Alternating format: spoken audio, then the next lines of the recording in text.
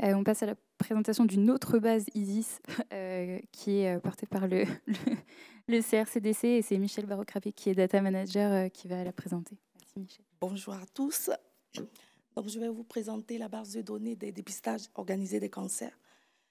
Le dépistage organisé des cancers, le dépistage organisé des cancers est un programme national. C'est un programme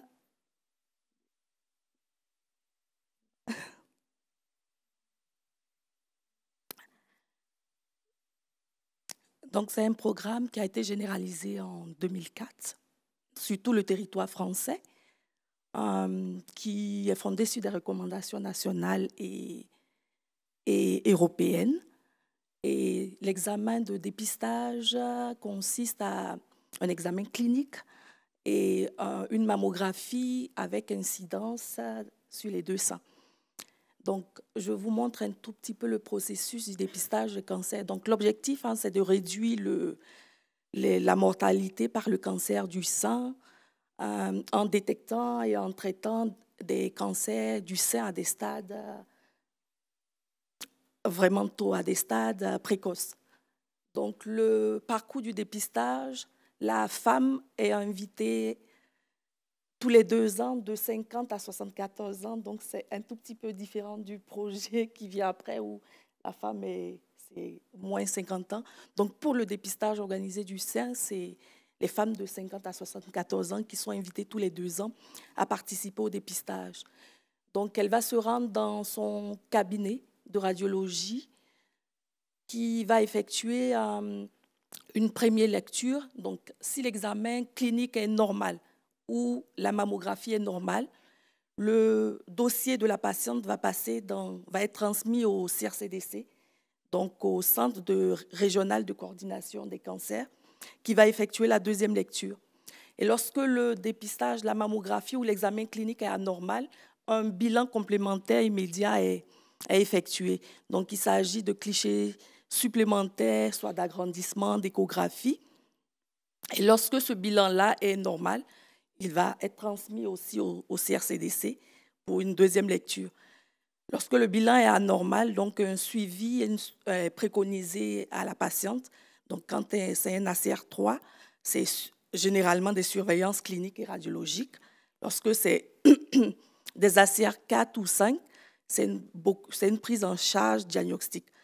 Donc, qu'est-ce qui se passe au niveau du CRCDC qui organise les deuxièmes lectures par des radiologues L2? Lorsque la radiologie est normale, lorsque le diagnostic est normal au niveau de la deuxième lecture, la femme reprend son parcours de dépistage tous les 2 ans. Et lorsque la mammographie, donc le deuxième lecteur déclare qu'il y a une anomalie radiologique, donc il va recommander un bilan diagnostique différé à la patiente. Lorsque c'est normal, ce bilan-là, elle retourne dans le programme. Quand c'est anormal, c'est la même préconisation que le radiologue premier lecteur. Donc, lorsque c'est un ACR3, il y a une surveillance clinique et radiologique. Et lorsque c'est un ACR4 ou 5, il y a une prise en charge diagnostique.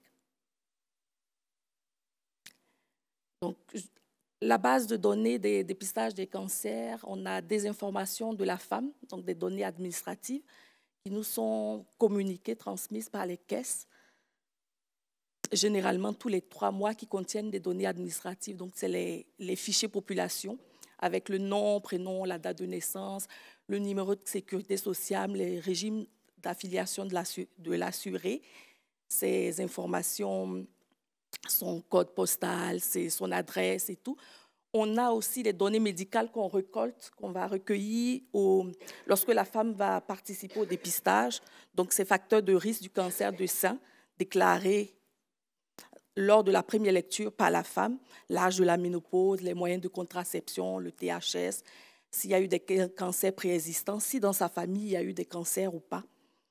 Ensuite, on a les informations de dépistage, donc l'examen clinique, la densité mammaire, les mammographies numériques, les classifications ACR, les anomalies détectées, la liste des actes médicaux pratiqués lors des dépistages. Donc, s'il y a eu des agrandissements supplémentaires, des clichés supplémentaires que la femme a effectués pendant sa première lecture chez le radiologue L1, donc cytoponction, etc.